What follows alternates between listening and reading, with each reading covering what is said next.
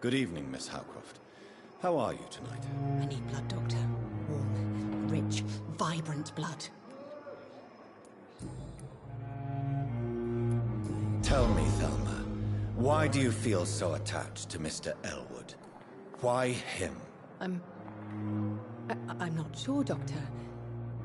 I think we have a bond of some sort. We've both suffered so much. He's the only mortal I find interesting.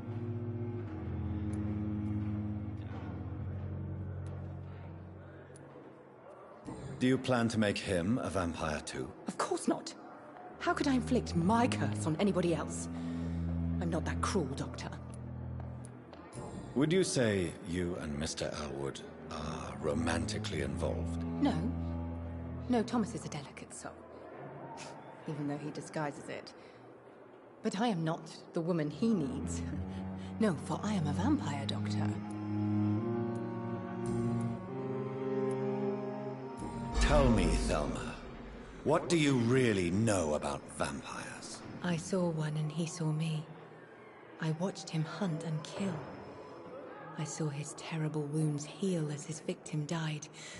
And then I knew I was saved. You mean you actually saw a vampire? Here in London? Yes. And it has been the answer to my pain. I must drink and kill to regenerate my decaying body. I am a vampire too.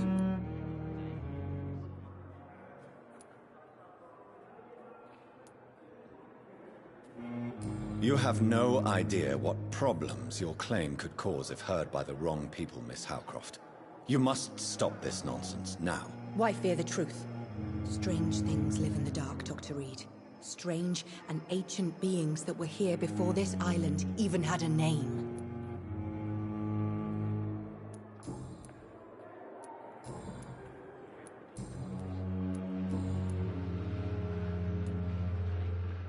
Tell me, Thelma, what do you really know about vampires? I saw one and he saw me. I watched him hunt. You mean you act... Yes. You have no... Why fear the truth?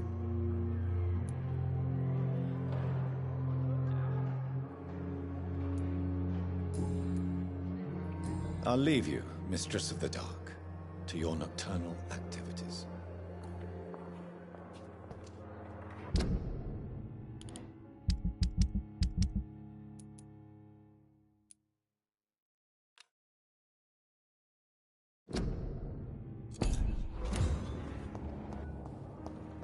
I thought last summer's epidemic was different.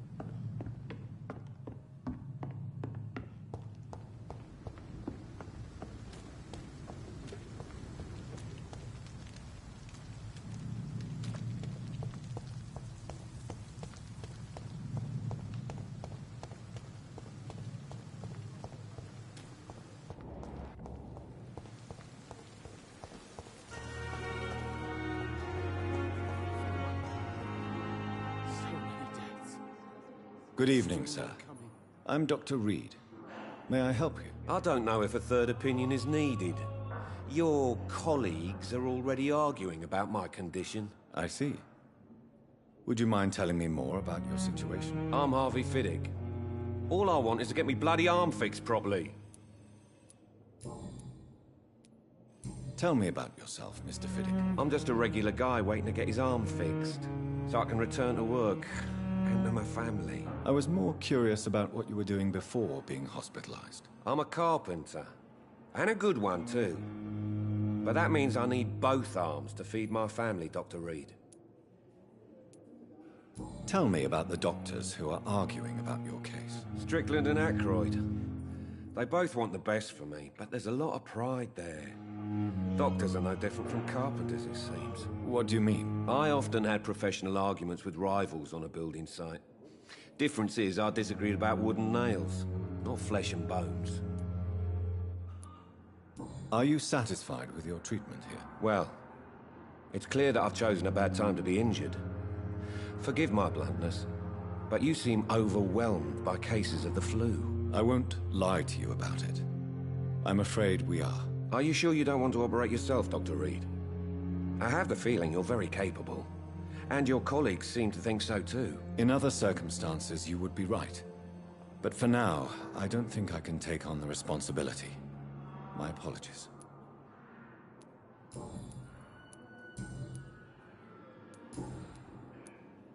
Goodbye for now, Mr. Fiddick. I'll see you later. My sweet girl. Reads me like a book. I'll never do anything from her.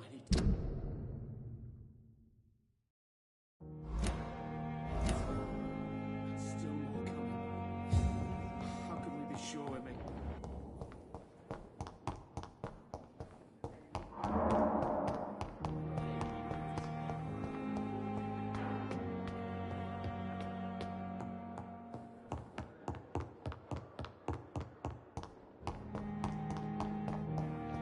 It's locked.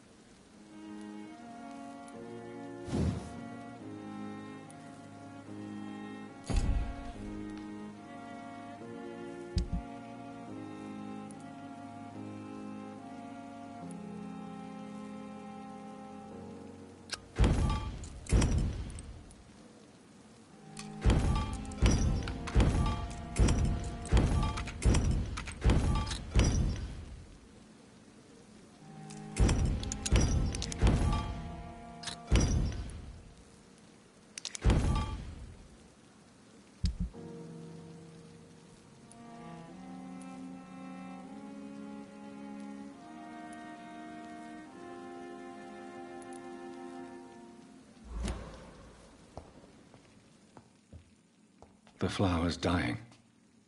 It needs water.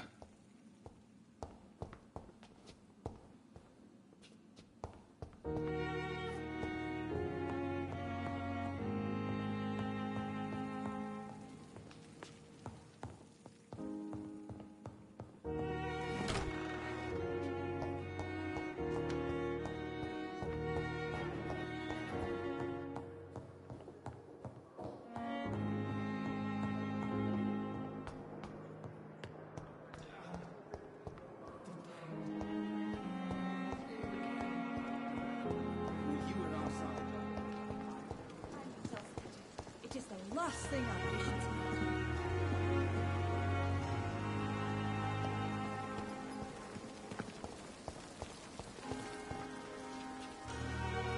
Good evening, sir. So it is true. The famous Dr. Reed has joined us. I can't think of any better news during these terrible times. Do we know each other? Actually, yes. We met once before, at the Rockefeller University in New York. Dr. Tippett, yes, I remember. I was assisting Professor Carell in his research about coronary bypasses. He had nothing but praise for you. He was also very confident about your future. And look at you now. Eminent surgeon and blood transfusion specialist. What is the Pembroke Hospital situation? And please, speak freely. This hospital is not exactly the best of London. I'm sure you are used to working in a better environment.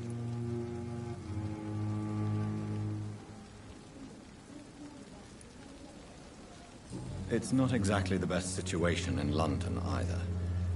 I can't have expected this hospital to be prepared for what was to come.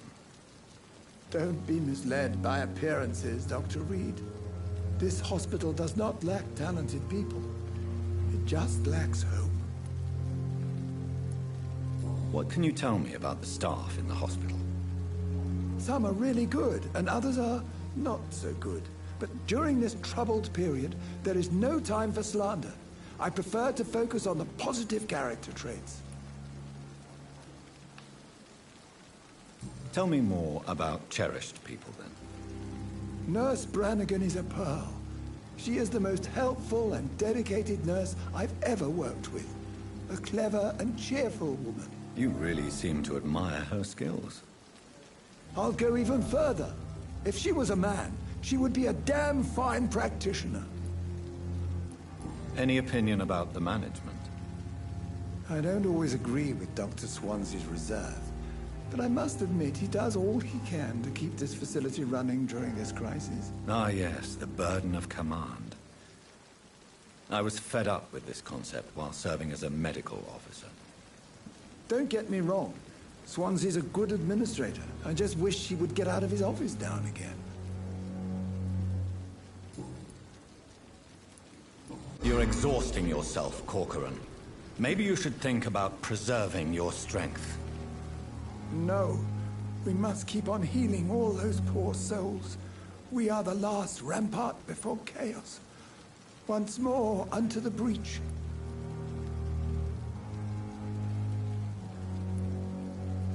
Nurse Brannigan is worried about you, Doctor.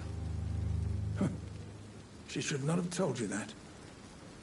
I will have a word with her. You don't have to blame her for her honesty.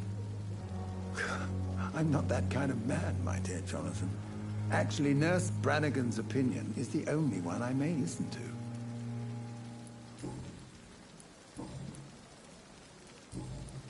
Goodbye, Dr. Tippett.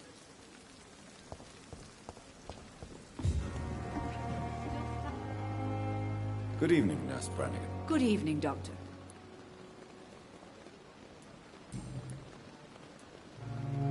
Why does Dr. Tippett claim you're the main reason he keeps working, despite his fatigue? If it wasn't for him, I probably would have left the Pembroke years ago. Dr. Tippett does not think of you as just a nurse anymore, does he? If you're suggesting he's not taking my gender into consideration when it comes to medical practice and knowledge, I really hope he doesn't.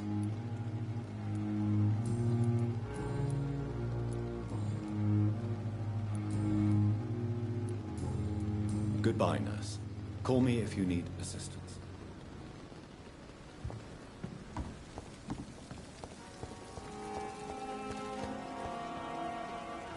Good evening, sir. I'm Dr. Jonathan Reed. I'm new here. I've already heard about you, Dr. Reed. I'm Milton Hooks, the ambulance driver for this shithole of a hospital. That's quite a blunt introduction, Mr. Hooks. You can call me Milton. I like to speak my mind, Dr. Reed. Perk of the job. Don't judge me, and I won't judge you. I'm not sure I understand what you're talking about. Well, I'm no doctor, but I'm pretty sure a gun can't be used as a surgical instrument. You have a keen eye. I learned to shoot during the war, and have carried one ever since. Old habits die hard. No need to explain, Dr. Reed. And if you ever need a better gun, remember, I may have something for you.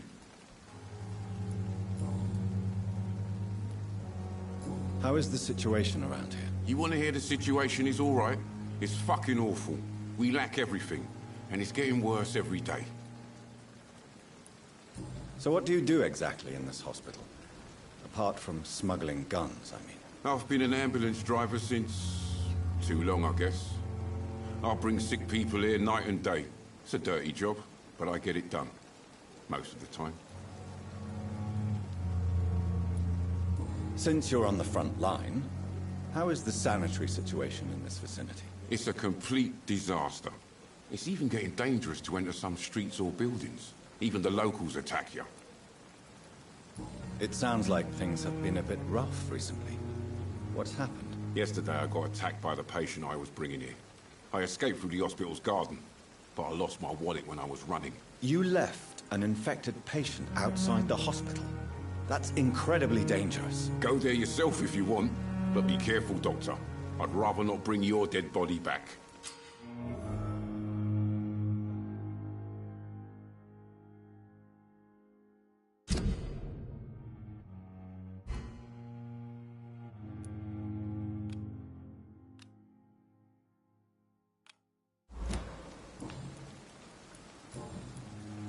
Goodbye, Milton.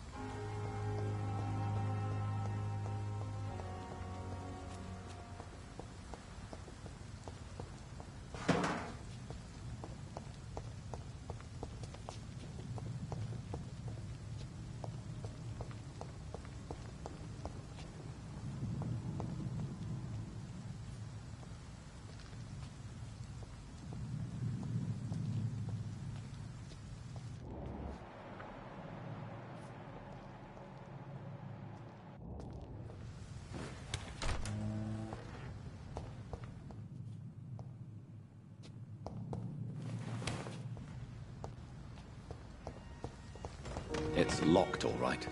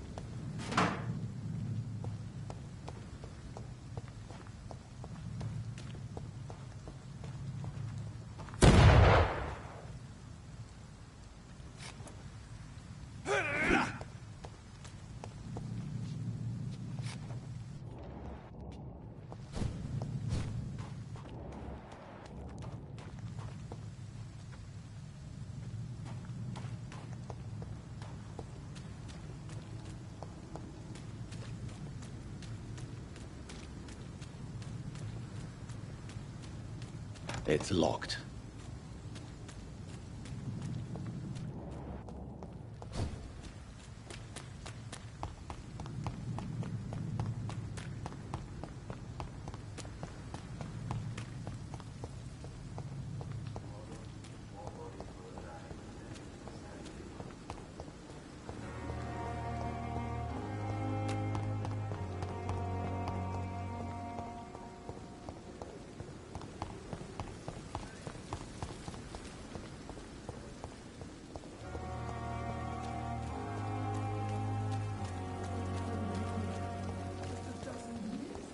Safer here than any...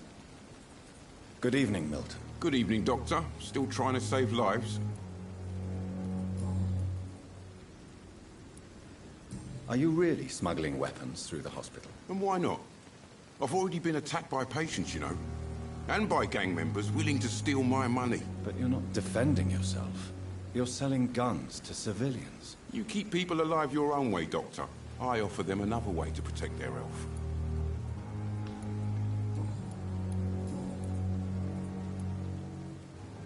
Tell me why you're extorting money from some of the patients here. If a patient wants a bed, he'll have to pay me a little fee.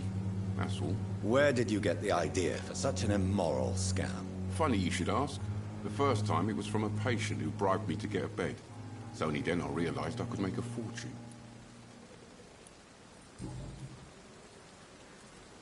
I have some good news, Milton. What? The epidemic's over? I retrieved your wallet with all the money and a certain picture. Well, yeah, Pippa Hawkins is my girl. So what? Is it the difference of skin color that bothers you? Not at all, Milton. Good. Please, take this money anyway. To remind you to keep your mouth shut. Not everybody is as broad-minded as you, Dr. Reed.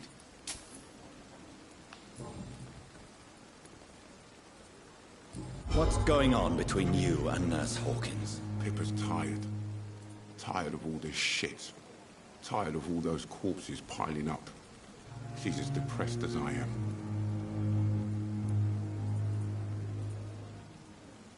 During the war, I witnessed a few couples just like you come together in difficult circumstances.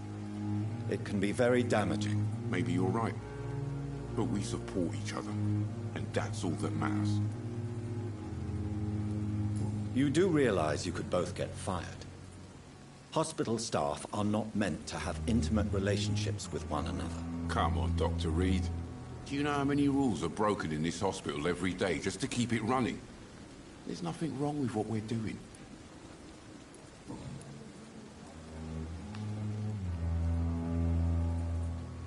Admit it.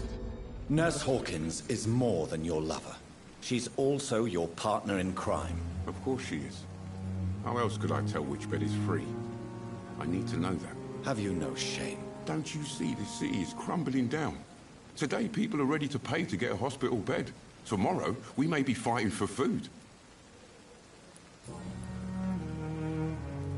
Goodbye, Milton.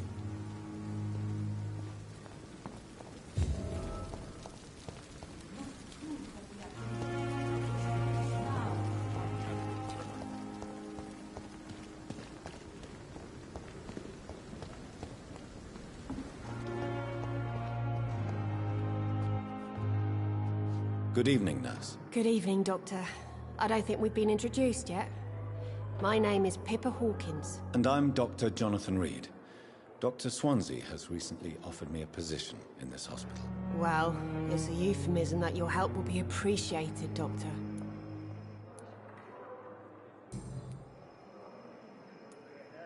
How would you describe the situation at the Pembroke Hospital? It's serious. The flu is wreaking havoc amongst the staff and patients. We are running out of everything. Nurse Hawkins, the Spanish flu won't last forever. Even the Black Plague didn't kill everyone. I wish I could believe you. But what if this epidemic was worse? What if in the end, nobody was spared? You must get a hold of yourself, nurse. Sorry, I'm exhausted. No one has any idea when this epidemic will be over. Pippa, I know you're very close to Milton Hooks. Yes, Milton Hooks is my man. If you want to report me for that, just feel free, Doctor. I have no intention of reporting you, Nurse Hawkins. But are you aware of the risks? The rules say I won't be allowed to work as a nurse anymore. But here at the Pembroke, we break rules all the time. Is he worth the risk? Hey, I'm no perfect woman, and Milton is not the finest bloke. But we do our best to get by. That's all any of us can hope for nowadays.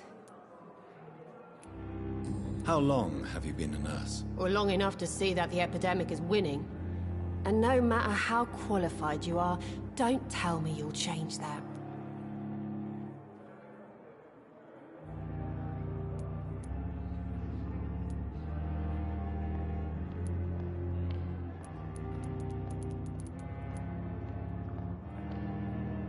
You'd be surprised what dedication can achieve, Nurse Hawkins.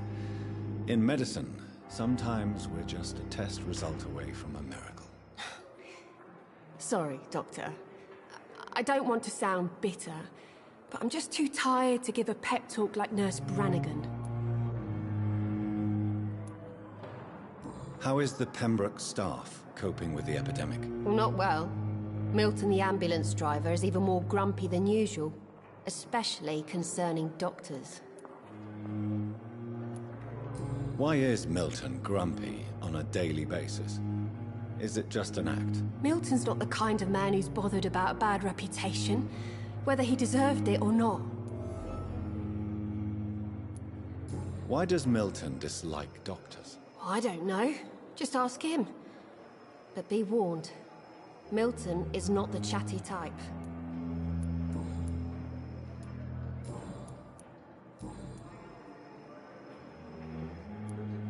Pepper, are you sure you want to leave this hospital? To become a nurse was a little girl's dream.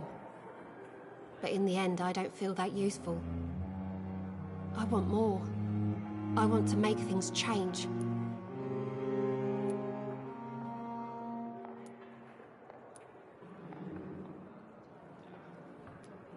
You should be proud of what you've achieved. This hospital represents hope for many people in need of help. Maybe you're right. But at the moment, I feel like we're just a cemetery waiting room.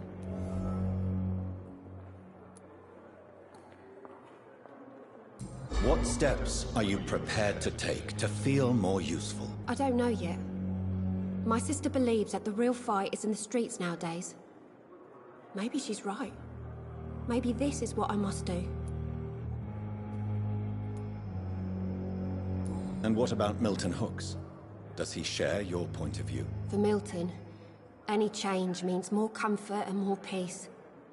I disagree. If you feel that saving lives is not useful enough, perhaps it means that you've lost faith. On the contrary, my faith has never been stronger. Maybe we are all just too proud to face up to the fact that science cannot compete with God. Milton cheats patients out of their money at this hospital, Pippa. Are you his accomplice? Yes, I am. Is this your definition of being useful? By abusing the sick and poor? No. It is my definition of getting out of this useless life once and for all. Why do you do it? Why not? Most of the sick who paid for a bed are already dead, or will be soon. Don't you see the futility of all this?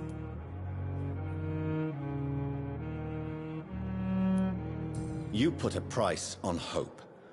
This goes against everything you swore to uphold as a nurse. Report me then, Dr. Reed. Report the little nurse and keep on lying about the surgical errors, the wrong dosages and diagnostics that we all covered for the sake of our colleagues. Whose idea was it? What difference does it make? We did it together, and I'm guilty as charged. Answer my question. It was my idea first, even though Milton would say it was his, to protect me.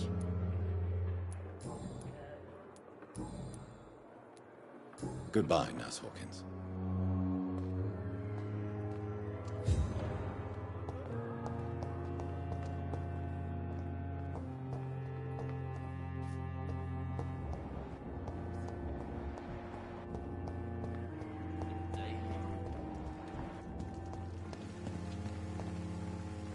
Good evening, Milton. Good evening, Doctor. Still trying to save lives?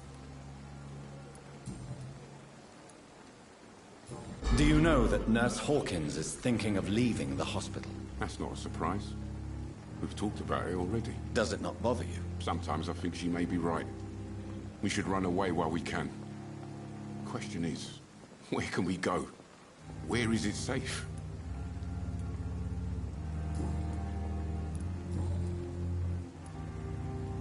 Why do you have such a mediocre reputation among your colleagues, Milton?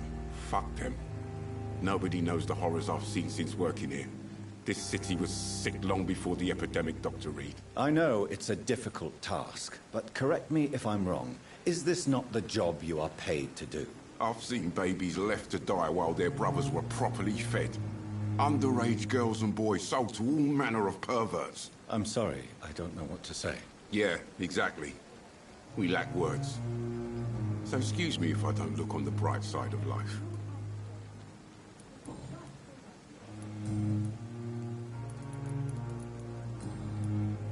Goodbye, Milton.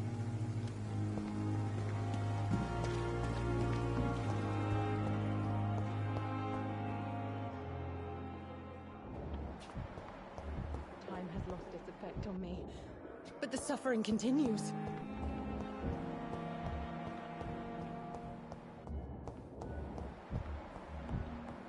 You always knew the words to calm the children, Helen. Good evening, Doctor. I believe we're going to be working together. Dr. Reed. Dr. Swansea informed us of your arrival, but I could not dare to believe we'd have such good fortune. Such an honor, sir. Thank you. And you are? I am Thoreau Strickland, Dr. Thoreau Strickland. I'm a great admirer of your work, Dr. Reed. Please, could you tell me something about yourself? I'm a great admirer of your work concerning blood transfusion, Dr. Reed. I run my own experiments. I'm convinced it's the future. What made you choose to be a doctor? I'm not ashamed to admit you and your work have inspired me. I am honored to have the opportunity to work by your side. It's always a pleasure to share scientific and medical knowledge with someone eager to learn. I'll be glad to help you if I can. This epidemic may be the century's most terrible disaster, but I'm convinced that we, as doctors, are the only ones able to defeat it. I based my technique on my mentor's research. He helped me perfect my method. What is yours? I'd rather not talk about it. For now, it's just theories and first approach. My process is purely experimental and unsuccessful. As long as you're cautious and methodical, you may remain empty-handed, but you won't fail. You're not the first one to warn me, but I am convinced knowledge is the main weapon against the ravages of this epidemic.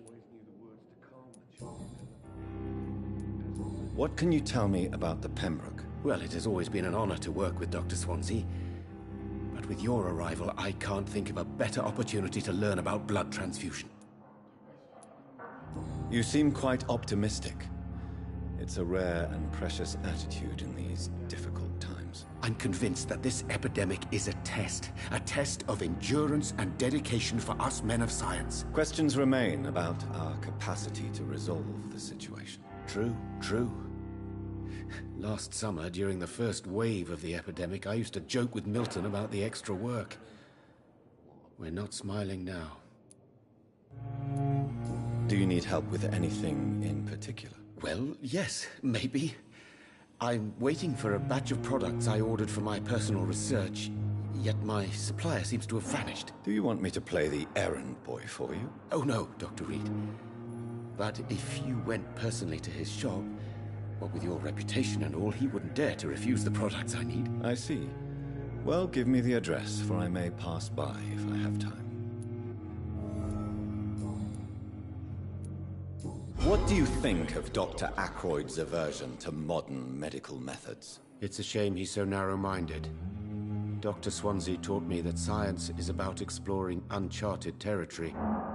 I'm convinced that's true. With the influenza and all that's going on, you should put your differences aside, don't you think?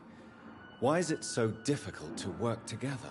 I believe that if Dr. Ackroyd had been the one to discover the transfusion process, he would be the first to recommend its use. So you believe it's just a question of jealousy and pride? Dr. Ackroyd is as proud as he is blinded by his obsolete concept of medical science.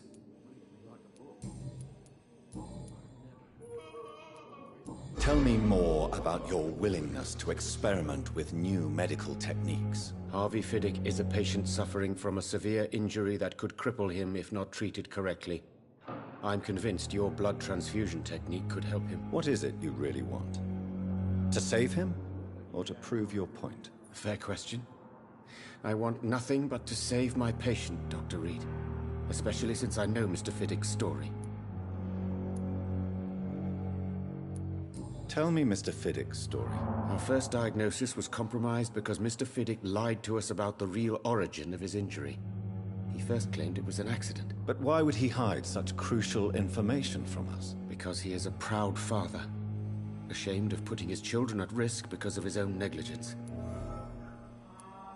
This personal involvement could also appear to be a lack of impartiality.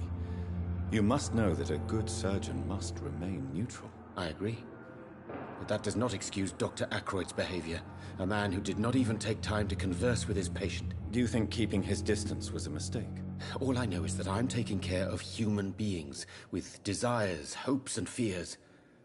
Not some biological machine comprised of blood, bones and flesh.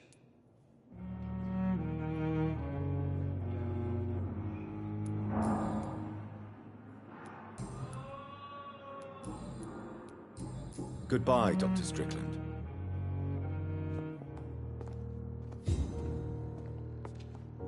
What can I do for you, Doctor? Thank you, Nurse Crane. I never could keep anything from her. I'm so tired. This shit will never end.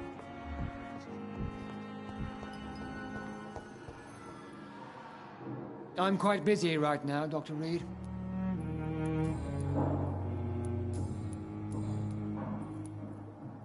Tell me, Waverly, what do you think of Dr. Strickland's enthusiasm for his experimental research? Strickland is playing with his patients' lives for pride and glory. Now that, sir, is unethical. Are you thinking about something in particular? Harvey Fiddick needs delicate surgery. I believe we should stick to the usual procedure, but my young colleague obviously disagrees.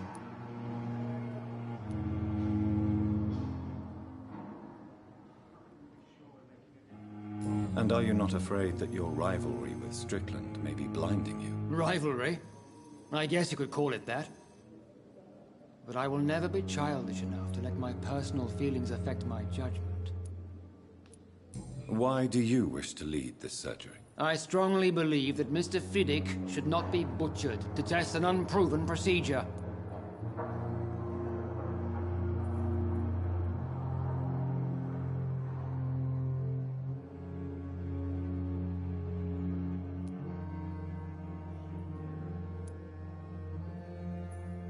Other people may say that's too conservative a point of view. Conservative? And what are you going to say to Mr. Fiddick if he loses his arm because of the operation?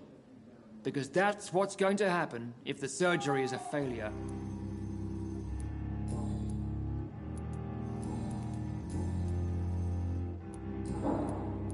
Thank you for your time. We'll talk later.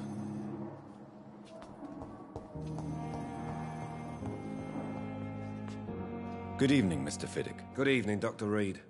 Any news about my operation?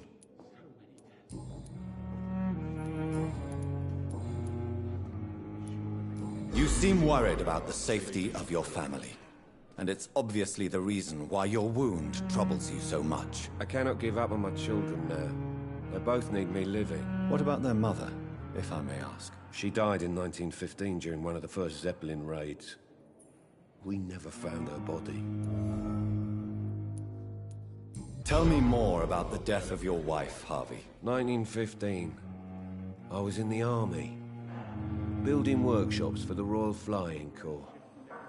Helen was happy I wasn't sent to the front. What happened? The Germans sent Zeppelins to bomb the construction site, but they missed their target. My wife was bringing my dinner when the bombs fell.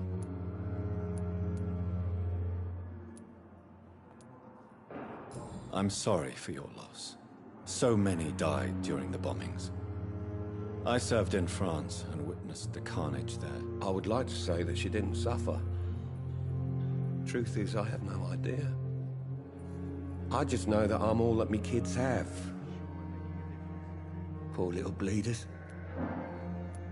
How are your children after losing their mother? They were smaller then. The only good thing about this is my Helen didn't bring them with her that night. Tell me about your injury, Harvey. Why do you feel so guilty about it? My wife died because of me. And now I may lose everything because I've been careless enough to hurt myself. What an arsehole. How could your job be responsible for your wife's death? I was working a double. She went out to bring me a hot meal and got caught in a German bomb raid. You can't hold yourself responsible for your injury, Mr. Fiddick. Unless you tried to hurt yourself. Of course I didn't hurt myself. But I can't work until my arm is fixed. My children need to eat, Doctor.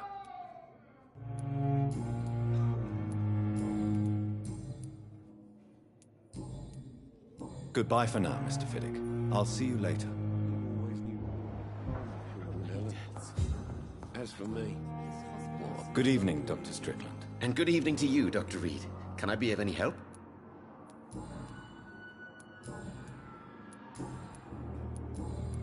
Goodbye, Dr. Strickland. I will not let you down, my boy.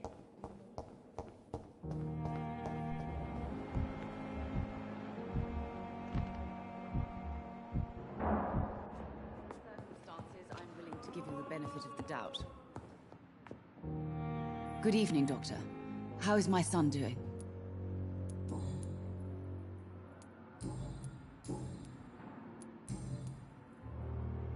Goodbye, Mrs. Goswick. Doctor.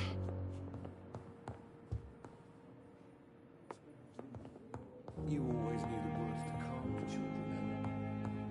As for me, what a blundering idiot. I'm quite busy right now, Dr. Reed.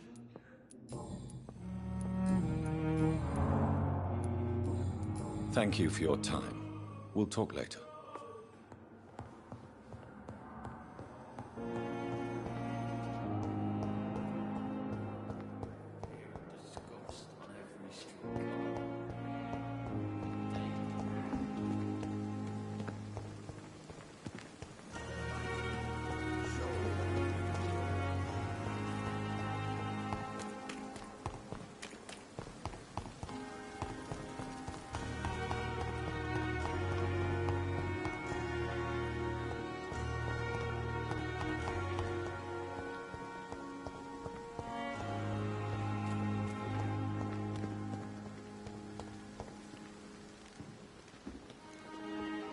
It's locked.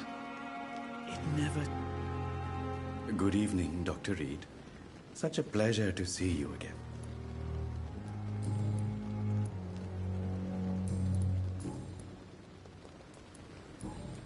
Goodbye, Mr. Chidana. It never ceases to amaze me how you...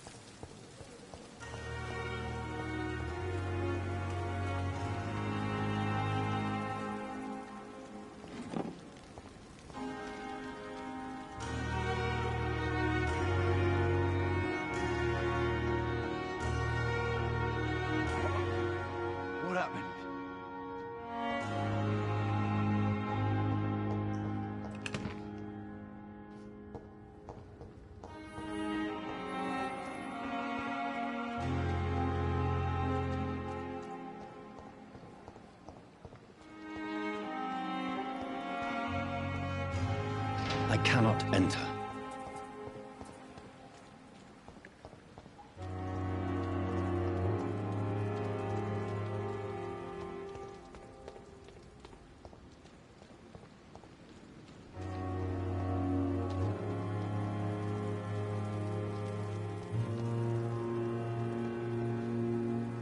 Good evening, Milton. Good evening, Doctor. Still trying to save lives? I'd like to see your goods. Wise choice, Dr. Reed. A reliable gun is what everybody needs these days.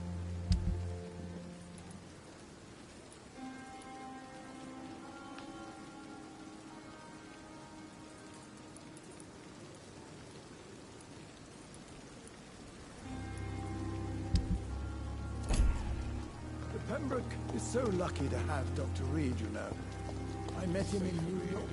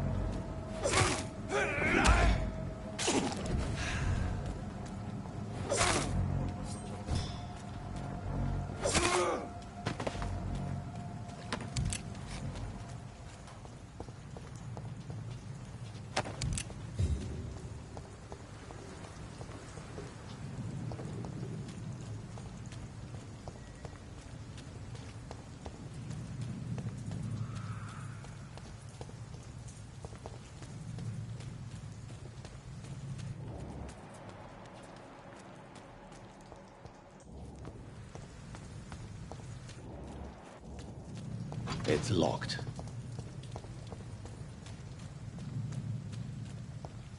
It's locked, all right.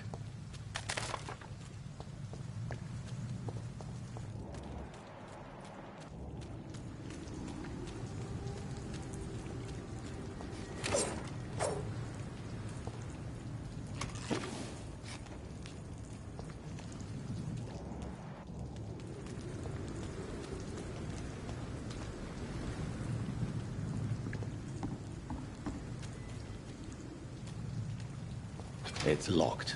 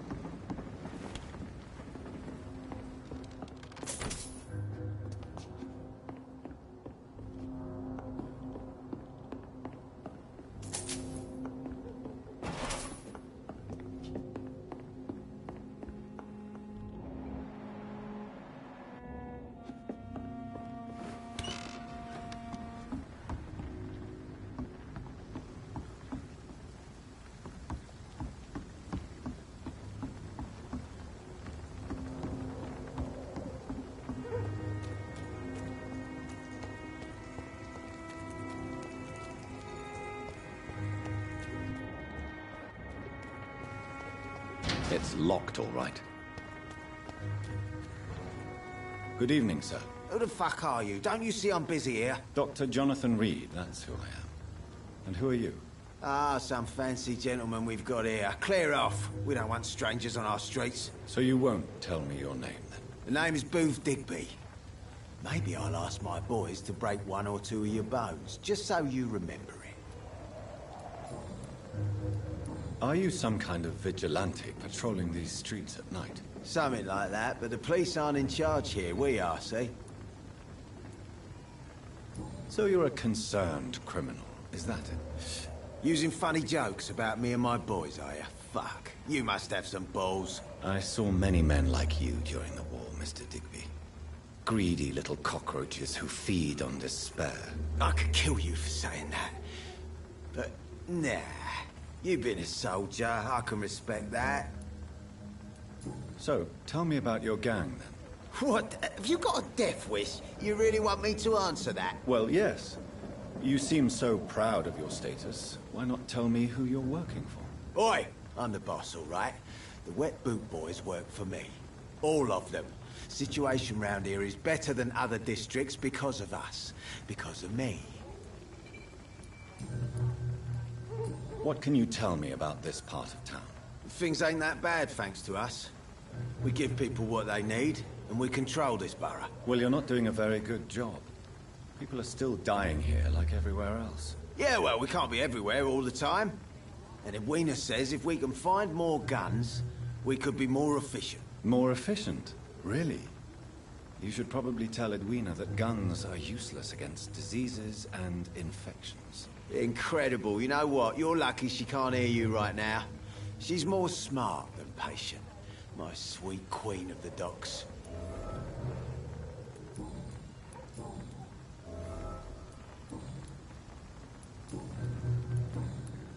Goodbye, Mr. Digby.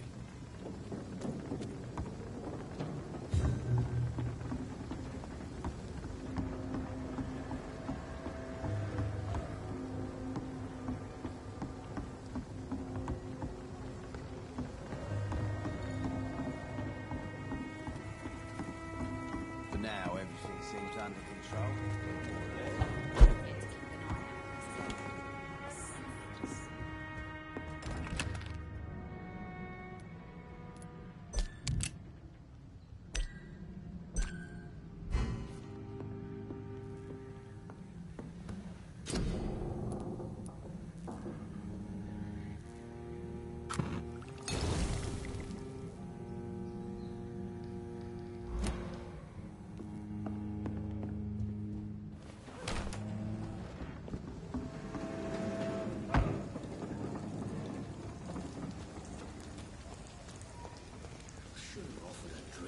Good evening, sir. Whatever.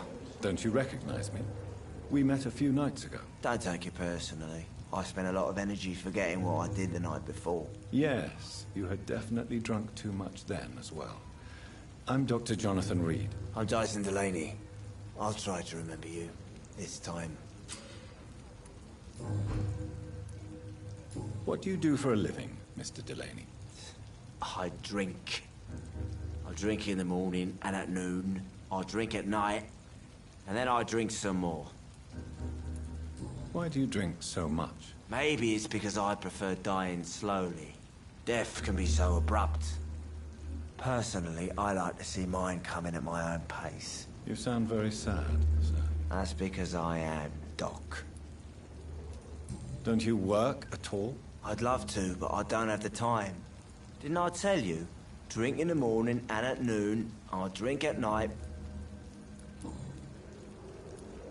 Is there anything in particular that you like about this part of town? Except for the cheap drinks, I mean. How dare you say such a thing? I love this neighborhood. So friendly. So joyful.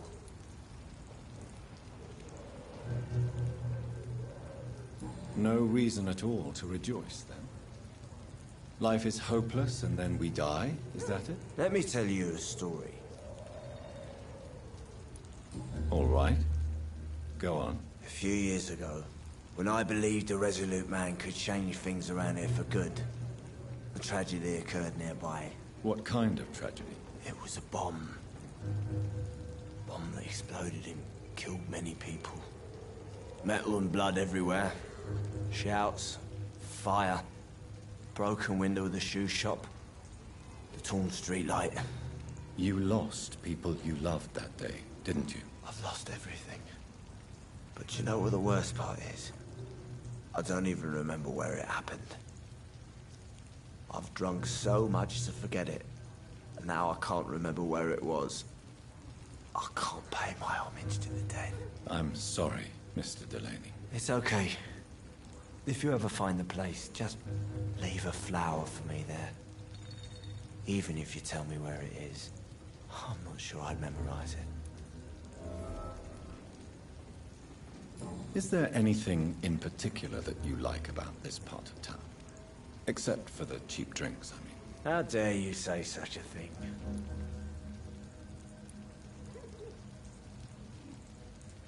Why are you so cynical? Cynicism is the polite way to express despair, Doctor. No reason at all to rejoice. Let me tell you. Another time, perhaps. I'm not sure I want to hear. Is there anything in... How dare...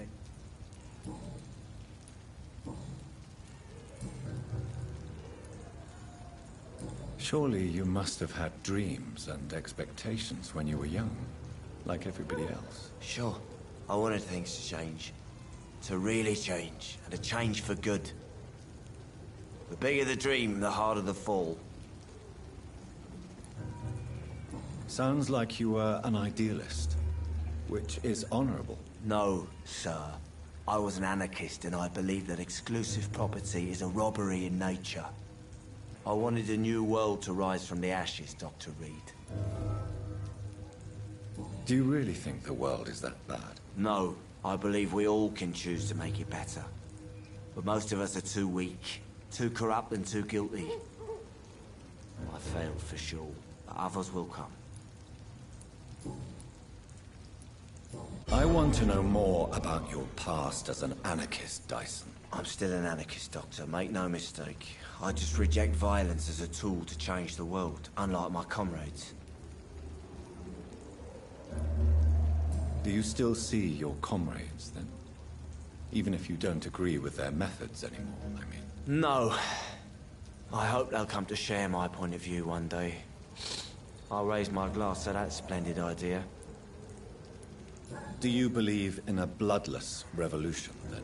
I do not believe in much anymore, Doctor. But I'll admit I like your idea of peaceful change. I like it a lot.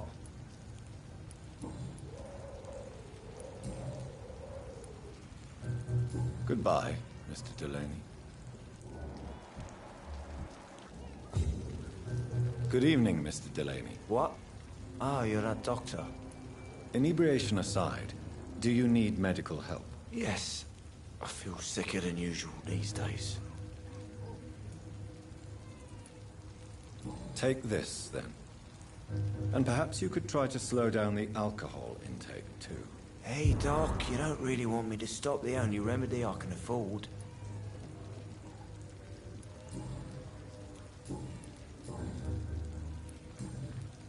Goodbye, Mr. Delaney.